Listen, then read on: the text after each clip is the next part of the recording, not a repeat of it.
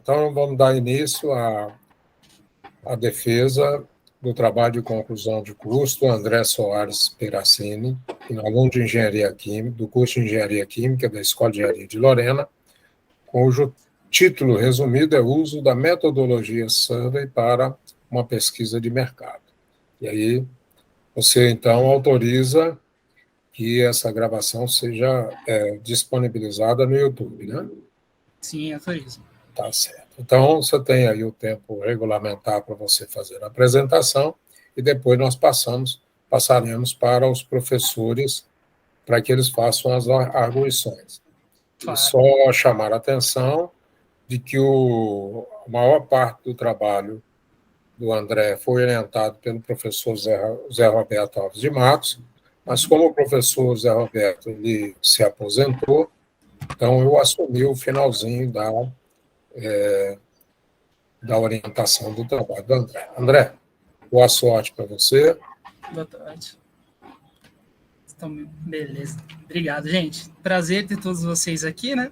Como o querido professor falou, também agradecimentos aí ao professor José Roberto Alves Matos, que não está aqui, né? Mas foi muito importante aí nessa jornada para chegar até aqui. Então, já agradecendo a ele. E obrigado também ao professor Humberto aí por seguir aí, para me orientar. E obrigado a todos aqui que estão participando. Bem, em resumo ali, eu quero falar que essa pesquisa se trata de um estudo de mercado, basicamente um estudo de caso que eu estou usando para avaliar a existência de um mercado consumidor de produtos artísticos. E como a gente pode estar, vou aqui até dar uma pequena avançada para não passar pelo resumo aqui, só falando aqui rapidamente, eu vou falar aqui na introdução. Vai ser uma rápida discussão tanto sobre o mercado de e-commerce no Brasil, apresentação do tema, justificativa, objetivos gerais específicos. Depois eu vou falar um pouco sobre as minhas inspirações, a revisão bibliográfica, que foi ali a minha base ali para montar esse estudo, que fala também tanto sobre pesquisas, fala sobre empreendedorismo, sobre modelos de negócio e um pouquinho também ali sobre pesquisas de mercados mais aplicado ao mundo artístico. Depois eu vou falar do detalhamento dos procedimentos, né, que foi a metodologia, resultados e considerações finais.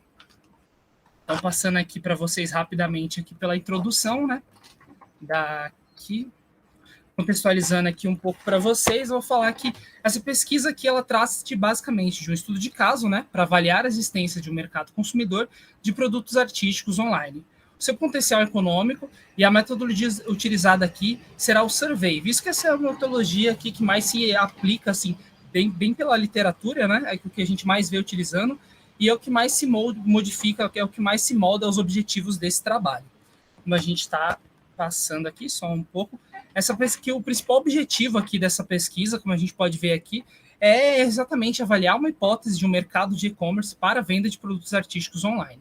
Essa pesquisa ela foi levantada ali buscando avaliar essa hipótese que foi levantada por mim, e no total eu coletei um total de 67 participantes, foi as amostras que eu coletei, e um formulário contendo cerca de 25 questões. Algumas questões foram condicionais para criar segmentação de grupos a serem estudados. Como resultado, eu verifiquei ali o potencial tanto desse mercado como os principais características que eu identifiquei, além também de alguns hábitos de consumo. Vale ali notar também que um dos grandes interesses para fazer esse estudo de caso foi também tentar avaliar um pouco do impacto assim, que a gente teve tanto do Covid-19 quanto da transformação digital no consumo em geral das pessoas. Eu foquei muito esse estudo falando principalmente da EAUSP, porque é onde eu tenho uma maior base e também é onde eu conheço mais, mas depois eu vou explicar um pouquinho mais sobre um método de pesquisa que eu usei tanto para definir as amostras e como eu pretendo extrapolar, né, o resultado dessa pesquisa. E como falando assim, um adentro, né, o mercado artístico digital, ele está em alta nos últimos anos, principalmente em decorrência de novas tecnologias e consumidores. E também eu vou explicar um pouquinho mais aqui para frente. Falando aqui do objetivo geral do meu trabalho, é avaliar o mercado potencial de e-commerce aplicado à venda de artes, ou seja, aplicado à venda de artes. Ou seja, eu quero entender uma hipótese, né, que eu levantei para tentar entender se esse mercado existe, e se esse mercado existe, eu quero entender quais são os hábitos de consumo, que são os objetivos específicos que decorrem do objetivo geral. investigar as principais motivações dos consumidores para consumir essa arte, entender o que faz o consumidor consumir uma arte ou desistir, ou seja, o que faz tipo, você, consumidor, falar, putz, eu quero comprar essa arte, ou eu desisto de comprar essa arte. Isso é um dos principais objetivos que eu quero descobrir dentro dessa pesquisa de mercado. Falando aí um pouco aí da revisão bibliográfica, aqui a gente pode ver que principalmente começando para o empreendedorismo, a gente pode notar que o empreendedorismo é uma ferramenta essencial para resolver problemas, né?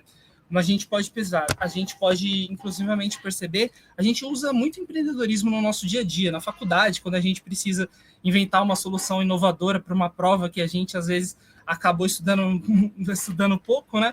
Então a gente acaba tendo que tipo, inovar, aprendendo um pouquinho mais em pouco tempo, tentando fazer conexões mais rápidas.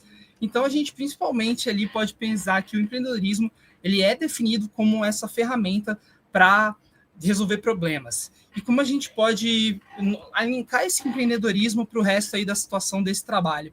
A gente vê ali que a gente está passando por diversas situações adversas, principalmente o Covid-19 aí foi uma dessas situações que a gente passou, e a gente teve um problema aí que tipo, a gente estava vivendo uma vida totalmente presencial, e do nada a gente se viu ali no início de 2019, 2020 ali, a gente se viu ali com uma pandemia que meio que mudou tudo, né? E no meio dessa pandemia a gente já estava, tipo, no meio não, um pouquinho antes dessa pandemia, a gente já estava correndo uma certa de uma transformação digital, só que com a pandemia, a transformação digital se acelerou muito, tanto que hoje aqui a gente está fazendo essa apresentação online, o home office cresceu bastante, então, tipo, as pessoas tiveram que modificar, tipo, diversos problemas surgiram e a sociedade, ela teve que, tipo, muito te inovar nas suas soluções, modo de consumo, modo de convivência, várias coisas foram diferentes que a gente teve que fazer diferente, e o empreendedorismo foi essencial ali para a gente precisar, tipo, superar, não superar completamente, né? Como a gente pode ver, a gente ainda está um pouco ali nesses casos de pandemia, mas ele foi essencial tanto para renovar as nossas formas de consumo, quanto para solucionar problemas que vieram principalmente decorrentes do isolamento.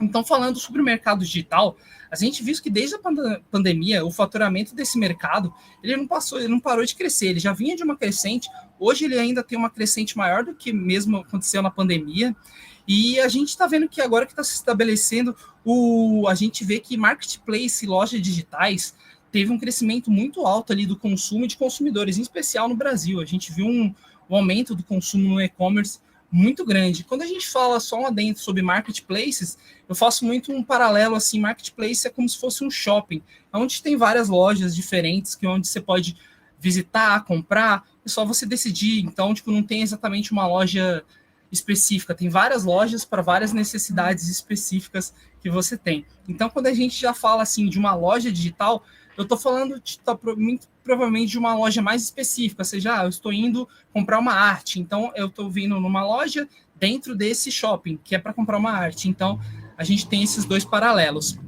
Então, falando um pouquinho sobre a pesquisa de mercado aplicada ali, a gente sabe que uma pesquisa de mercado, como disse antes, é uma coleta sistemática de informações, registro, classificação, análise, uma apresentação objetiva de dados sobre os hábitos e comportamentos e atitudes, valores, opiniões e motivações de indivíduos sobre determinado tema, assuntos, hipóteses.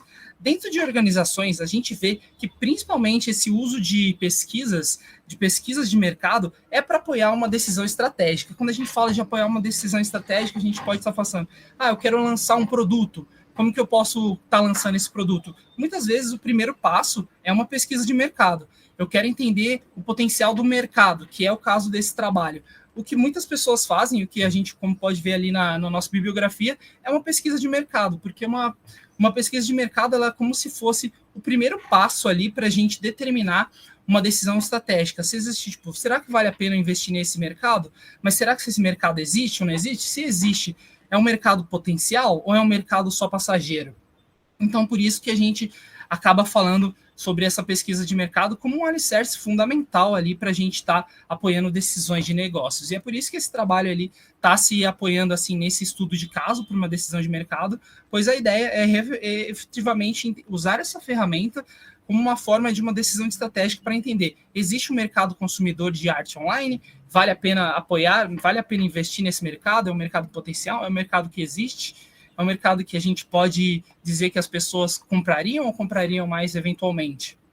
Então, falando mais especificamente ali do nosso querido mercado artístico, a gente vê aqui nesse slide, ele é um mercado que historicamente ele é frequentado por pessoas de alto poder econômico. Quando eu falo alto poder econômico, é um mercado que antigamente ali é muito relacionado tanto a galerias de arte, tanto a leilões, em que a gente vê peças sendo vendidas a preços astronômicos, que nunca vão ser vistas por pessoas ali comuns, ou a gente vê peças só em museus, como a gente vê a Mona Lisa, como a gente vê várias outras peças que a gente vê aqui em museus de São Paulo, de artes incrivelmente famosas, mas são peças que estão nos museus, né? Então, quando a gente fala especificamente do mercado artístico, a gente viu muito na pandemia uma certa mudança, né? É uma mudança que já vinha correndo com a transformação digital, mas a gente viu o crescimento de artistas digitais, que são artistas que popularizaram a arte. A gente viu que a arte está ficando cada vez mais acessível às pessoas, e só que ainda é um mercado muito desregulado. A gente não tem muitas regras, não tem regras tipo de regulamentado tipo de emprego, CLT, essas coisas. Então, tipo, todas as pesquisas relacionadas a essa área do mercado, elas são pesquisas que ainda tipo não são muito específicas ao mercado artístico online. Então, tipo, as coisas acontecem muito no tete a tete, no tô falando aqui, tô falando aqui.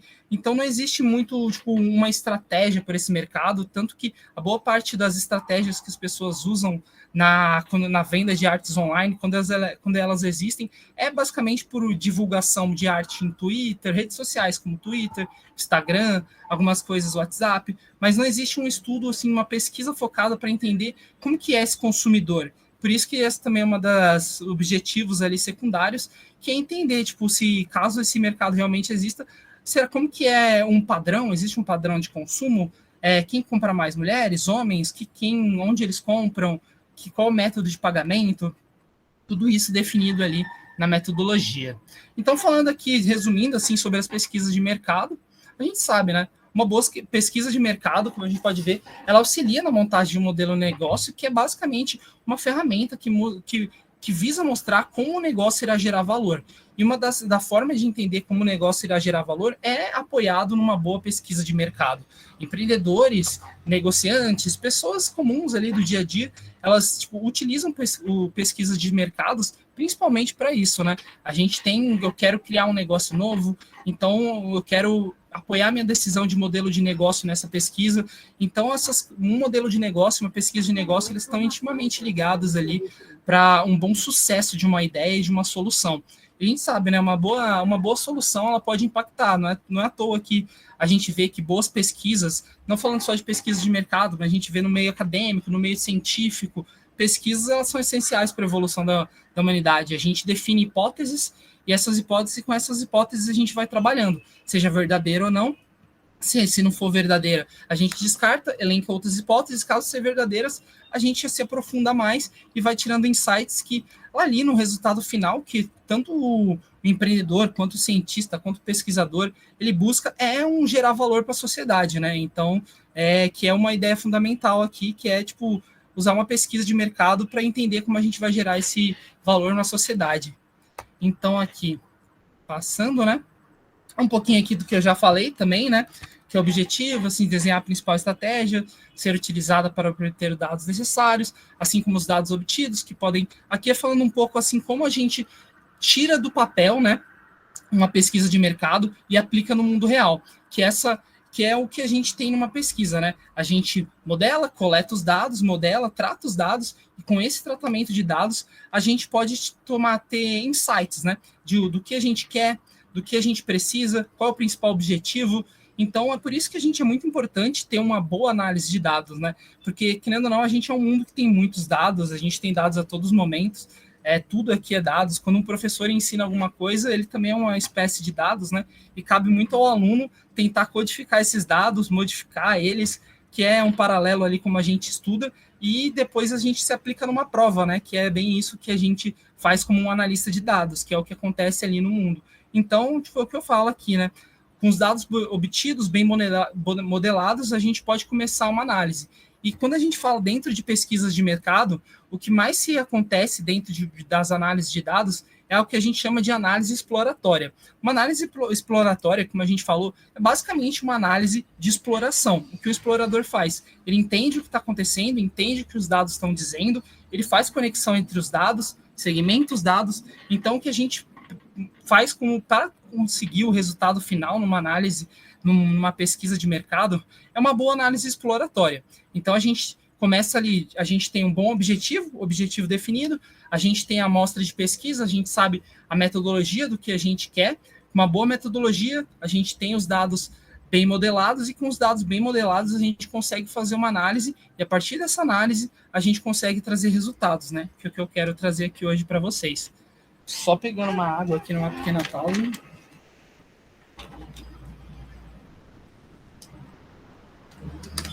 Falando da metodologia para vocês, essa pesquisa ela se trata de um survey, né? É uma abordagem qualitativa, natureza aplicada, visto que é um estudo de caso, né? E para a principal definição de hipótese foi a hipótese que eu defini, principalmente estudando a revisão bibliográfica, que é entender se existem pessoas que têm interesse pelo consumo de arte. A partir dessa hipótese, o que foi que o segundo passo que eu defini foi a definição das perguntas. Para a definição das perguntas, peguei desde pesquisas de mercado gerais, que estão basicamente ligadas ao mesmo tempo, ao mesmo tema, que é essa exploração de mercado, entender se o mercado existe. E para isso, eu também peguei algumas pesquisas relacionadas a alguns relatórios de consultorias que fazem consultorias específicas para o mercado de arte. Inspirada nessas pesquisas, eu fiz cerca de 25 perguntas, né, que elas foram elaboradas por mim. Essas perguntas, principalmente, elas nortearam a hipótese principal, que é essa hipótese aqui que eu defini, que está um pouquinho maior, e com essa hipótese eu fui definindo essas perguntas. Algumas dessas perguntas elas eram perguntas condicionais. Você fala, por que condicionais? Porque principalmente o que eu vi assim, estudando a bibliografia é que era preciso entender sobre grupos de pessoas, grupos de segmentação, tanto para entender os diferentes perfis de consumo, tanto para não ser algo muito generalizado, e tanto para também excluir pessoas que provavelmente não eram o foco desse estudo.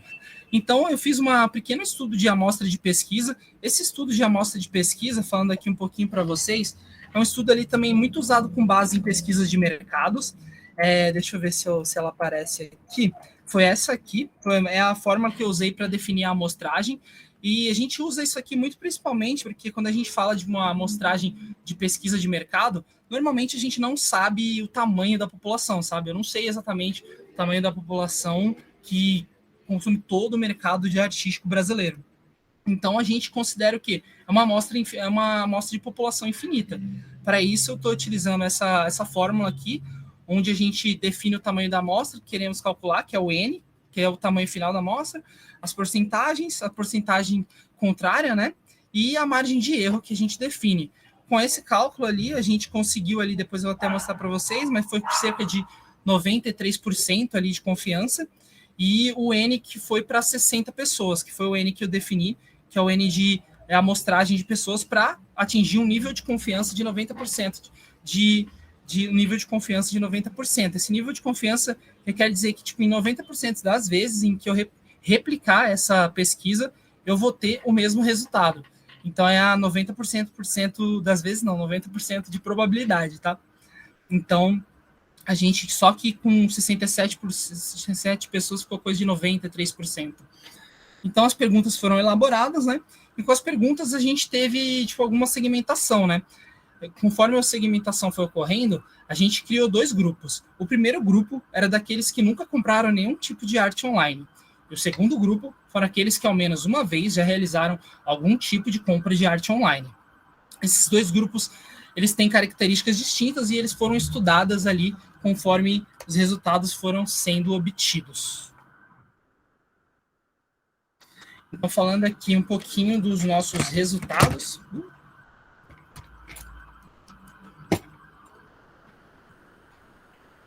Aqui a gente dividiu os resultados em 3 partes, né? Que a primeira foi uma análise do perfil geral dos entrevistados ali. Como eu falei ali um pouquinho na metodologia, a primeira parte ali da pesquisa foi também entender tanto um perfil geral geográfico, um perfil ali demográfico de quem eu estou entrevistando, por que eu estou entrevistando, e também fazer uma primeira segmentação, né, que é tanto de entender se a pessoa consome pela internet, ou seja, tipo, se ela ao menos uma vez já consumiu pela internet, ou se não consumiu, né. E a terceira, que é o último grupo ali, que foi subdividido em duas partes, que é falando especificamente sobre o consumo de produtos artísticos online, e também, como eu falei, daqueles dois grupos que a gente segmentou nessa pesquisa, tanto das pessoas que já compraram ao menos uma vez, tanto das pessoas que nunca compraram. Então, mostrando aqui para vocês só uma pequena aba.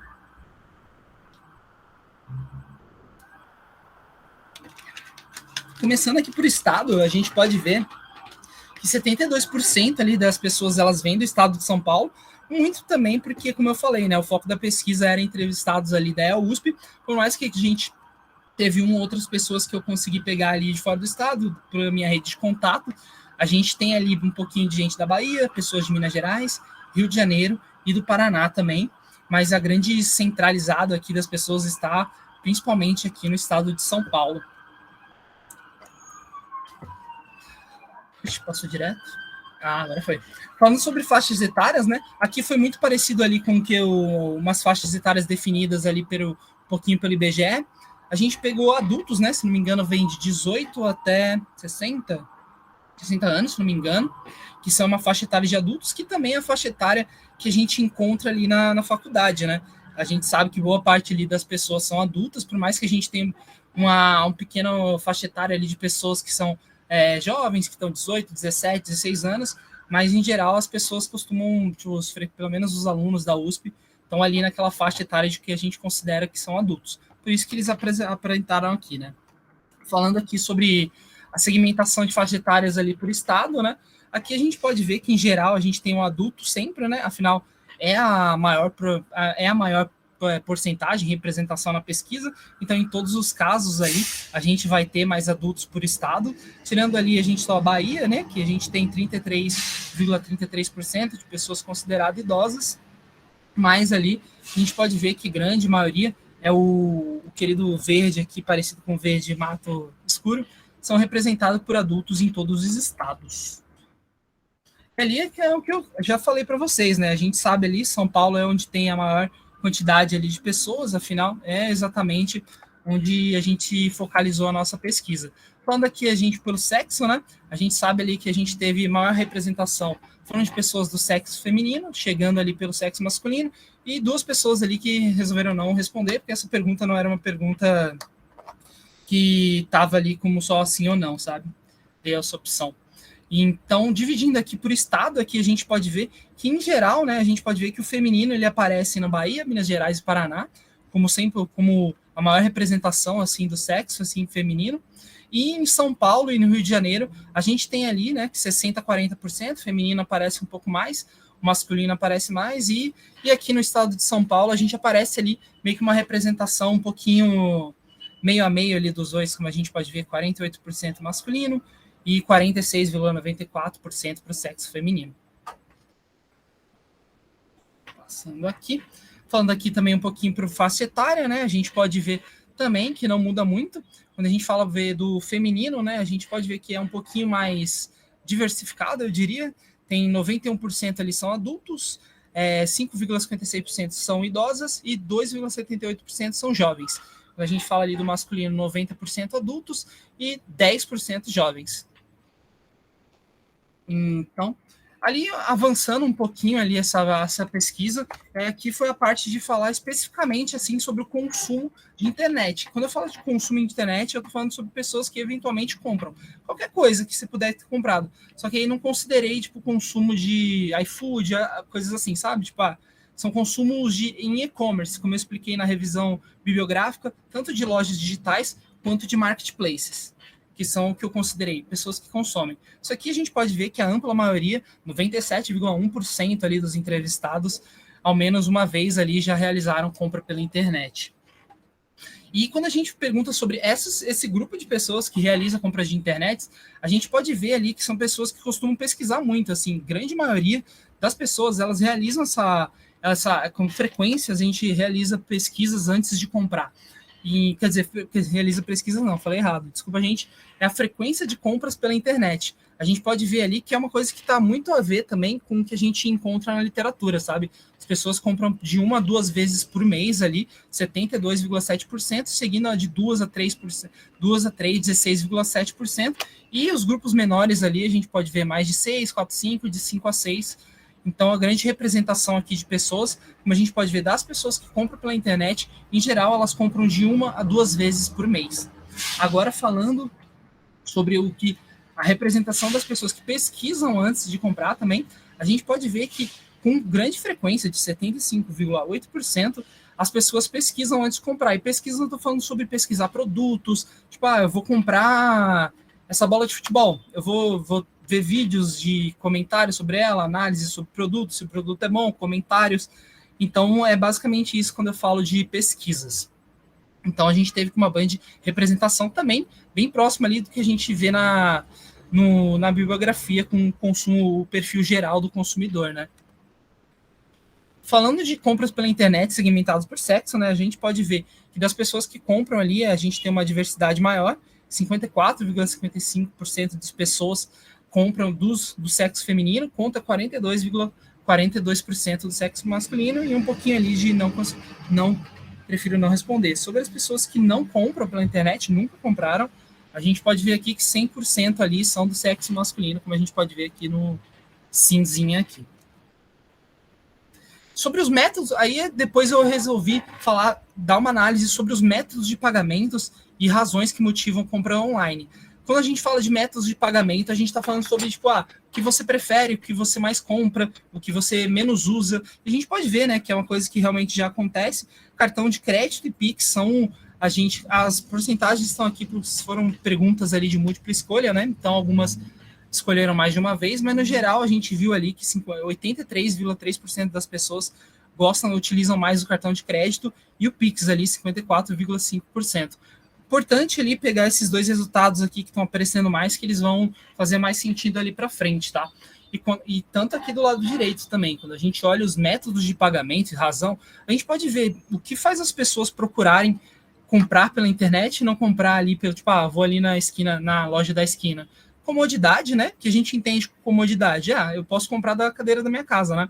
Preços acessíveis, porque muitas vezes ali as pessoas estão na rua, às vezes elas não encontram um preço mais acessível e acabam comprando ali por uma falta de opção, o que está diretamente ligado ali com diversidade de produtos, com 66,7%, e praticidade ali, que está mais ou menos ligado à mesma coisa de comodidade.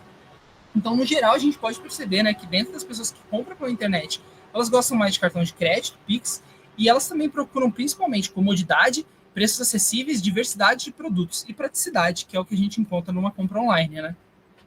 No geral. E falando também sobre desse grupo de pessoas que compram online, o que faz as pessoas desistirem? O que faz você estar lá, não vou comprar? A gente pode ver aqui, principalmente, produto com preço acima da média, frete, tempo de entrega também, e falta de segurança ao realizar compra, que são os principais termos ali que fazem as pessoas falar, não irei comprar e desistirem. Relacionado aos ambientes virtuais de consumo, a gente pode falar ali com 95,5%, a maioria dessas pessoas elas preferem comprar em sites especializados, marketplaces, etc. Que são aqueles ambientes de e-commerce, como Magazine Luiza, Casas Bahia, Amazon e uma outra aqui que me esqueceu, aquela amarelinha, Americanas. E ali com um pouquinho menos ali, Instagram, Facebook, WhatsApp, que também tem plataformas de venda online. Falando aqui agora sobre o consumidor de arte online, essa aqui foi onde a gente começou a segmentar nessa pesquisa. A gente, como falei aqui, eu comecei a fazer a segmentação conforme eu perguntei se o consumidor de arte, ele consome, o consumidor de arte não. Foi uma pergunta basicamente para entender se a pessoa que consome pela internet, ela já consumiu arte online, ao menos uma vez. E como a gente pode ver aqui, uma coisa que até já era esperado ali, 66,7% dos entrevistados nunca compraram nenhum tipo de arte online, conta 33,3% que ao menos uma vez já fizeram esse tipo de compra. Então, com essa divisão, o que aconteceu? Só fazendo aqui uma pequena segmentação, a gente pode ver aqui compra de arte online por idade e por sexo. a gente pode ver aqui, das pessoas que nunca compraram, como a gente pode ver no não, 90,91% são adultos, né? Afinal, adultos são a maior representação aqui dessa pesquisa. E dos que sim também, né? São, tipo, ambos ficaram bem iguais ali em representação. E falando sobre ali a questão de idade, né? Quer dizer, sobre a questão de gênero ali, do sexo, a gente pode ver que das pessoas que nunca compraram, a gente parece o sexo feminino ali com 52,27% e depois o sexo masculino ali 45,45% e ali um pouquinho mais baixo do prefiro não responder com 2,27%. E a gente pode ver ali um fato interessante que a ampla maioria das pessoas que já compraram ao menos uma vez uma compra de arte online são mulheres ali, quase uns 60-40 ali, 59,9% ali das mulheres já compraram e 4,55 pessoas de prefiram não responder e 36,36%, uma pequena minoria ali, do sexo masculino, de pessoas que já compraram uma compra de arte online. Então, quando a gente fala desse grupo de pessoas que nunca compraram primeira compra de arte online, eu busquei entender, tá? Você, dentro dessas pessoas que nunca compraram arte online, você compraria? E aqui a resposta foi 63,6% comprariam, mesmo nunca tendo comprado. Conta 36,4% falando que nunca comprariam. Esse grupo de pessoas que nunca comprou, ela, como não faz mais parte do foco do estudo, elas foram não retiradas, mas não fizeram parte do cálculo final. Então, como a gente pode ver aqui numa pequena segmentação, desse grupo de pessoas que nunca compraram arte online e responderam que sim, 59,26% são mulheres, 40,74% são homens, muito próximo que a gente obteve ali no último slide, né? Então, falando sobre as pessoas que nunca comprariam, a gente está falando aqui de 56,25% sendo homens, 43,75% sendo mulheres, muito também equilibrado ali também. Então, falando desse primeiro grupo de segmentação, eu quis entender as motivações e os fatores que facilitantes para a primeira compra de arte online. E aqui a gente descobriu que muito é presentear alguém. Seja um aniversário, seja uma data especial de namoro, e toda o que a gente pode definir por presentear alguém. Depois, seguindo de compra pessoal, que seria simplesmente uma compra para você. Seja um quadro que você achou bacana, quer deixar no seu quarto, seja uma moldura, alguma coisa que você queira comprar para você. E ali a ampla minoria, ali 3,6% compra trabalho.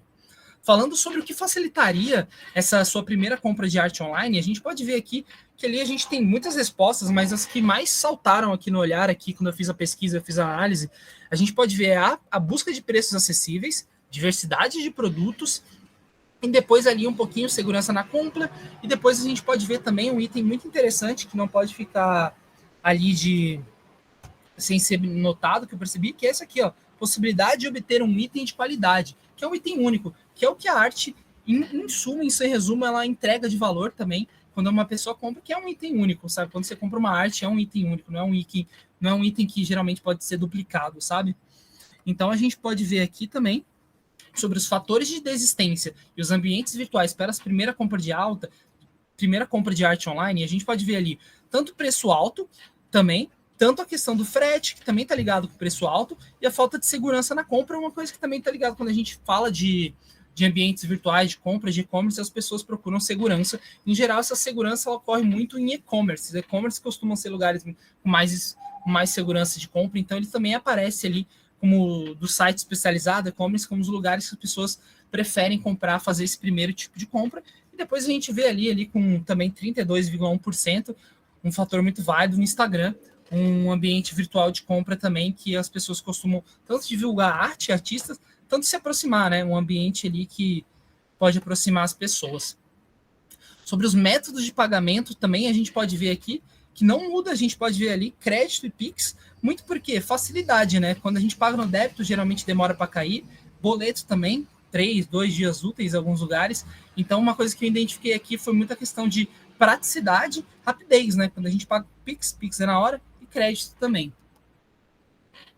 E agora a gente está falando o quê? Dos compradores de arte online, que é o segundo grupo. O que é esse grupo? São pessoas que ao menos uma vez já realizaram esse tipo de compra online, ao menos uma vez. E aqui uma grata surpresa aqui foi que 100% dos entrevistados desse último grupo teriam interesse em realizar uma nova compra de arte online. Um resultado bem interessante, que mostra que é um mercado de um potencial de recorrência e fidelidade.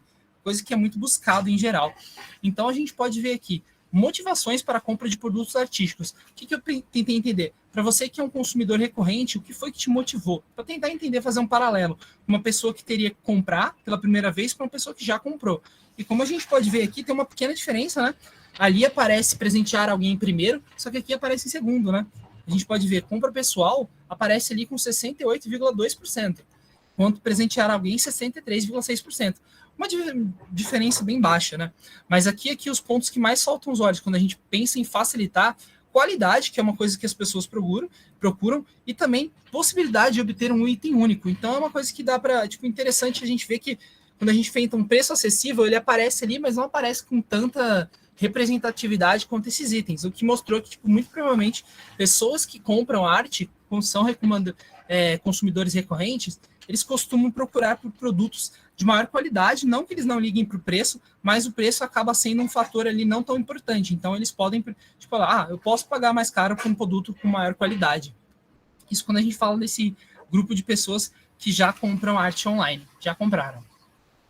Falando sobre os ambientes de compra e sobre as motivações também, né, que realizaram uma nova compra, onde eles comprariam de novo, a gente pode ver aqui também que não muda muito do que a gente pegou de segmentado dos dois grupos.